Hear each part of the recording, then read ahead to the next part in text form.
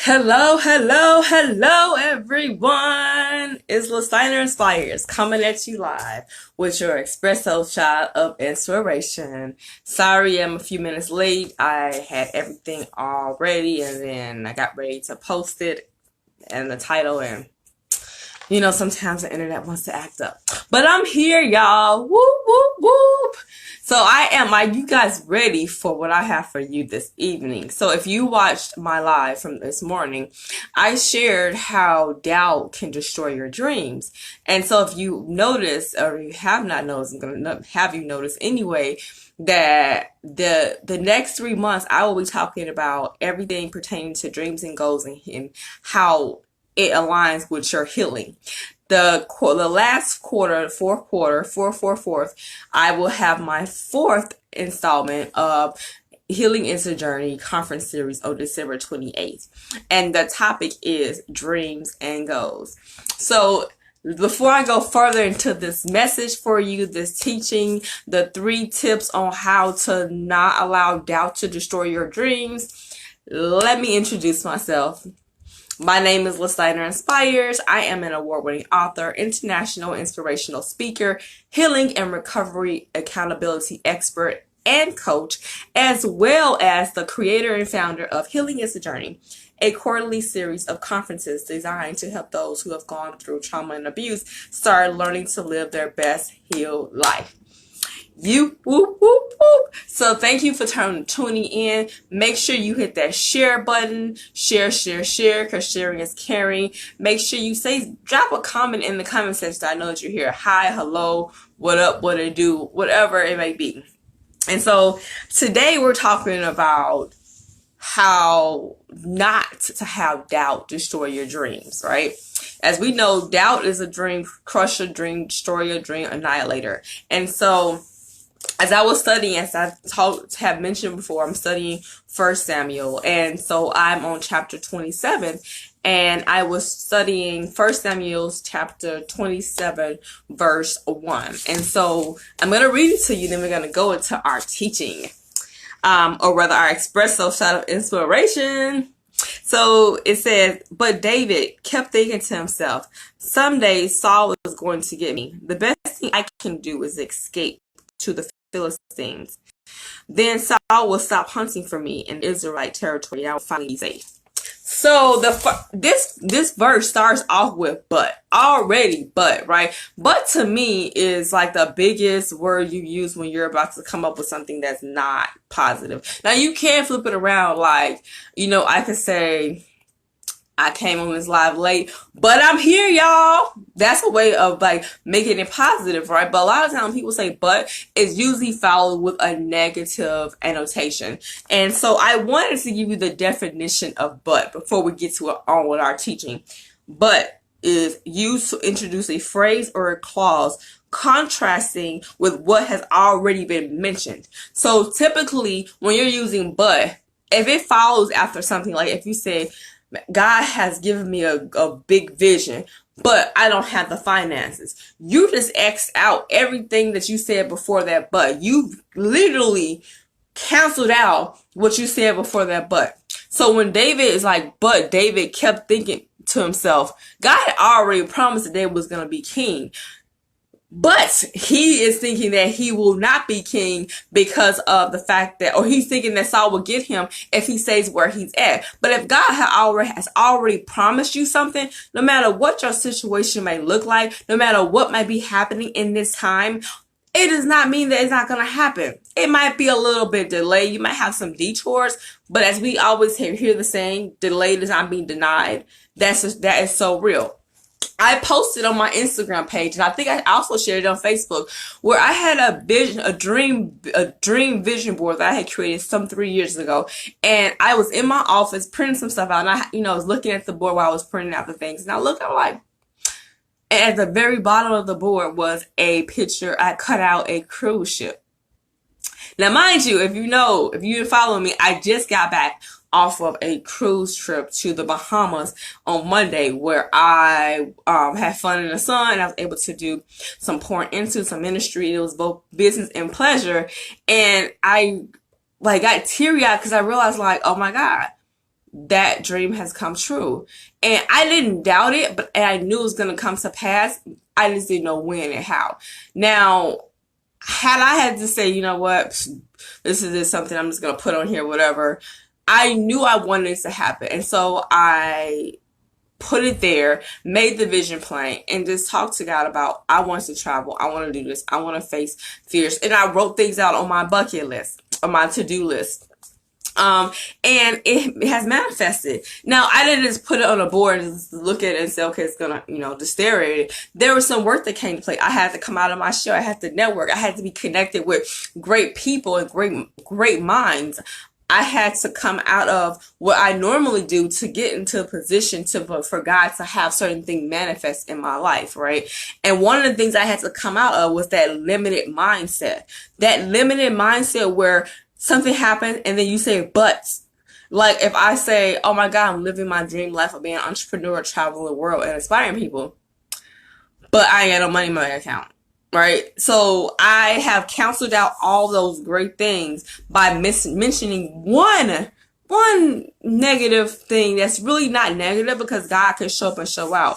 And I've done that. I did that when God first brought the vision to me about creating a conference. I was like, oh great, I'll do, one day workshop, boom, boom, boom. It'll be in alignment with my books. And God was like, no, go bigger. I'm like, oh, okay. How big you talking? And as he started to download the idea into me, I was like, you see my bank account? I don't have no money. I don't know if people are going to say yes. I started to kind of cancel out what God was telling me before it even started by telling him what I didn't have, how I did not see it happening. And I had to have a self-talk with myself like, yo, Listiner, what are you doing? Like, if God has given you this vision, he already knows what's in your bank account. He knows the people. He's going to bring everything to you to pass as you step out on faith. And lo and behold, the vision that was written down on paper last year has turned into a full-blown conference that will be traveling next year around the globe in 2020. How did that happen? I trusted God. I wrote it down as I saw it, as I heard it in my spirit, as I thought about it. And though I had some doubts, and I'm like, oh my goodness, this is how this is going to work, I instantly became excited about what was the possibilities of happening because I started to write it down and I started to envision it. And then I started to, well, God would lead me to ask people or do things or connect me with certain resources. It started to unfold where I'm on my 4th conference. I've never done a conference in my life. I have never done something that travels, but I will be next year. It will be going not only statewide, nationwide, and globally. I'll be taking my conference international. Because of why? Because I trusted God. I talked my doubts away by saying, okay, if God has given me this, I'm going to do it. I started to fill myself with things that looked like what I needed to do. I started to only talk to people who were in alignment with the same thing I was trying to do. Dream bigger, have a bigger vision, trust God on a bigger level. When God gives you a vision and he says, go bigger, you know why? Because he wants to come in, show up, and show out bad. Let me tell you, each conference that has happened, he has showed up and showed out in such a way where when people leave, they're like, oh my God, so powerful. That was amazing. I'm like, the glory be to God, because even though I'm the face that you see for the conference, God is the CEO. He's the main one that has planted those seeds of ideas and inspiration for it to come to pass. And he's provided every connection, every resource, everything that I needed for it to be able to manifest. And that's one aspect of how God has worked in my life. I've always told myself I did not want to work, and then die. I dreamed of having a life of being a full-time entrepreneur where I can work my business, work my brand, work my ministry, and then be home with my son, get home from school to spend time with him, or just do what I wanted to do in the middle of the day, do what I love, wake up every single day loving my life. And hey, Becky, thank you for tuning in. Wake up every single day loving my life, meeting great people, and guess what? I'm doing it, and it's happening, and I'm loving how God is doing it. Even though some of the ways the roles were, hey Erica, thank you for tuning in, ladies. Make sure you share. even though how everything has transpired was not how I exactly written it, but it's happening, and I'm not complaining, and I'm not allowing the word "but" to cancel out everything that has happened, that has been said and written to come to pass. So I wanted to, first of all, mwah, mwah, mwah, I love you. I wanted to first of all say what we speak into our lives can affect the outcome of what's to come. So then we run from our dreams instead of to them. Hey, thank you. I'm glowing. That's that sun you see, hoo in the God glow. Thank you, Erica. So let me repeat that again. What we speak into our lives can affect the outcome of what's to come. So then when we run from our dreams instead of therefore we run from our dreams instead of run to them. So a lot of times we stop our own selves from being great just by how we say it. Mind you, last week I spoke about I'm no longer going to say the word just, right? Like I'm just that. Because I realize that I'm making what I do small. I'm minimizing the greatness God has instilled in me. Well, another word, which depending on how you use it, should be eliminated from certain sentences. Like if you say, man, I'm doing some amazing work, but I don't know what's going to happen next. You know, you can rephrase it like, I'm doing some amazing work and I just know what's about to happen next to me even more amazing. You know, there's ways where we either talk ourselves down from where we're going, or we stagnate our growth by using words that are they're really canceling out some of the things that's meant to happen for us. And so I wanted to give you three tips on how you can eliminate the doubt in your life so that your dreams can start to manifest. Because sometimes God's just waiting on us. Actually, a lot of times he's just waiting on us. He's waiting on a generation of people that are willing to say yes and are willing to push past their own fears and push past their own limited mindset and step out on faith and trust God. How do I know? Because I'm a walking testimony of doing that. I am living my life. I am enjoying my life. I am doing what God has called me to do. And when people say you're glowing, you look amazing, it's God.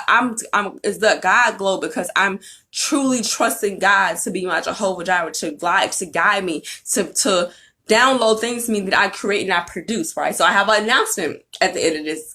Stay tuned. So the first thing I want to tell you is replace your negative thinking with positive words and thoughts. Make sure you have it on replay. So be intentional, right? I'm going to type that in.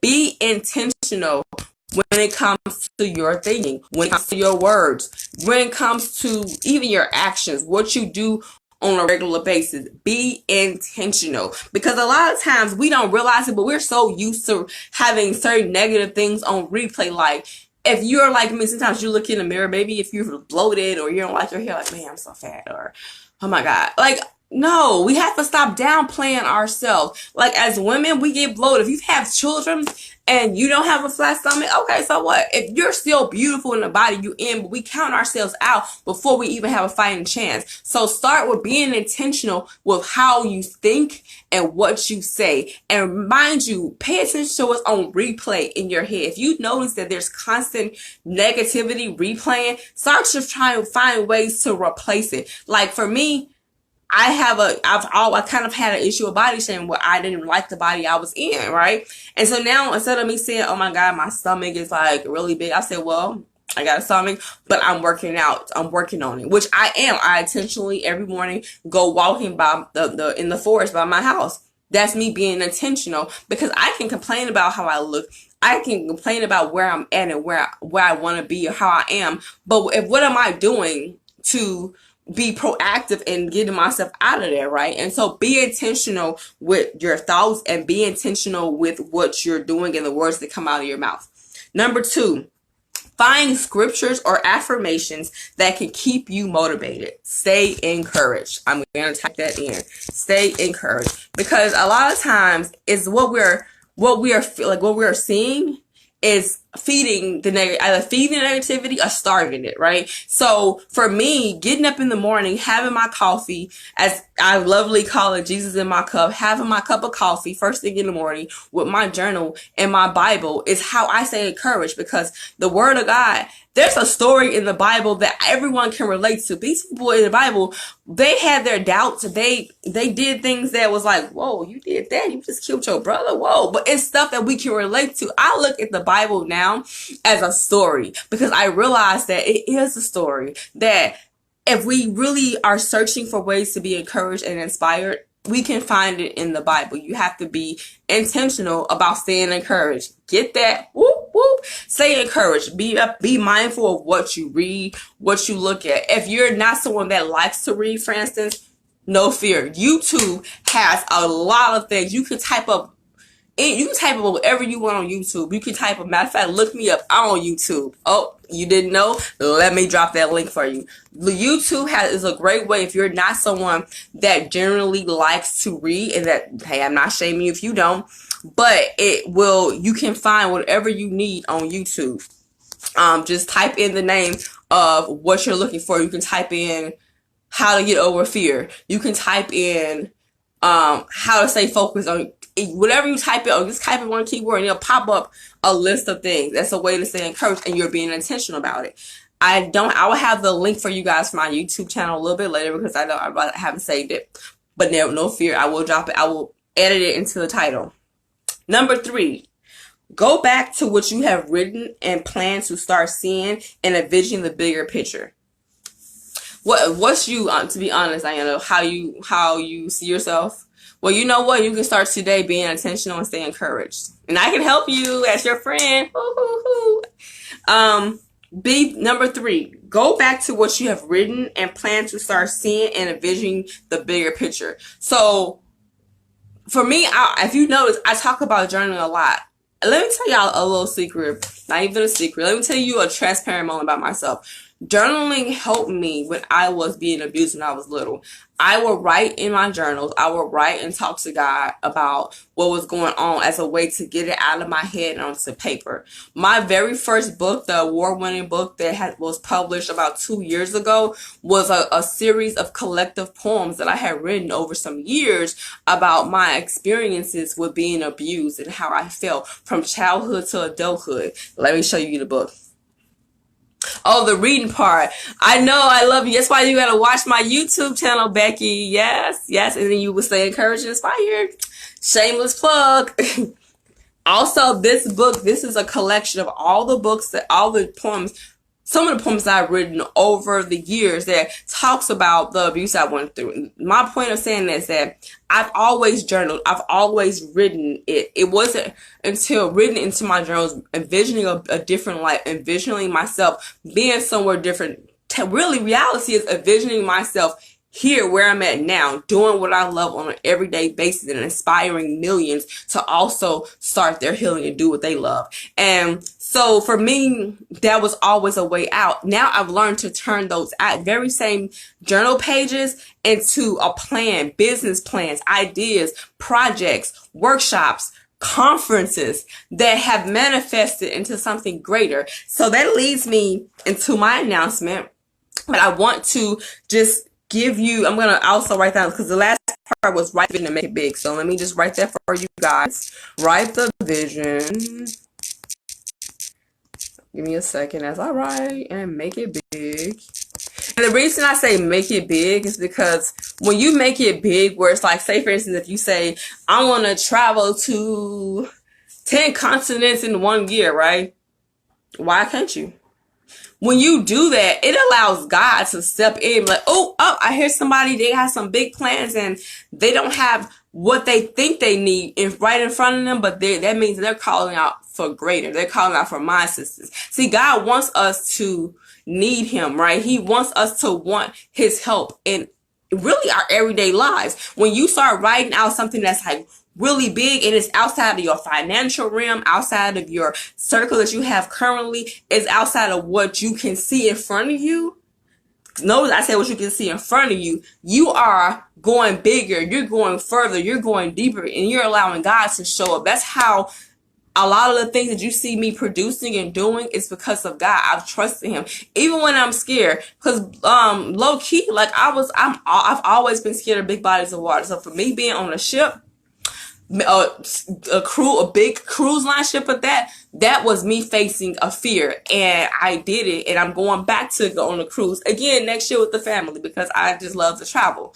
And so if you need help, if you need encouragement, I have launched what I call Write the 2020 Vision Journal Workshop. How can this help you? Well, as I mentioned, everything that I produce, all the contents, as you got one right now, I have a total of, I've lost count of how many journals I have. But my very first book that I wrote and has won an award was from the contents of my journal. I believe in the power of writing things down. I believe in the power of getting it out of your head and actually seeing it, planning it out, adding in details. Write down who you want to connect with.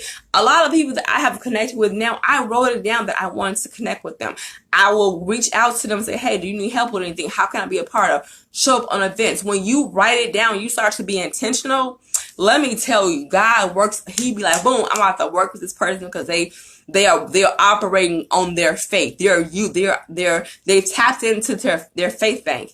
And it doesn't have to be a long, you don't have, like, I write, as you can see, like, I have highlights, post-its. That's just how I am. I'm a writer, but I want to show you how you can write effectively, and you can start doing what you want to do. You can start seeing certain visions and plans that you have for yourself. Maybe you put it on a back burner because you've had children, or, life happens. We all been there. I've been there. I have 3 young men. My youngest is 15 years old. I waited till I was about 39 going on 40 to start my business. So it's never too late to start pursuing your dreams.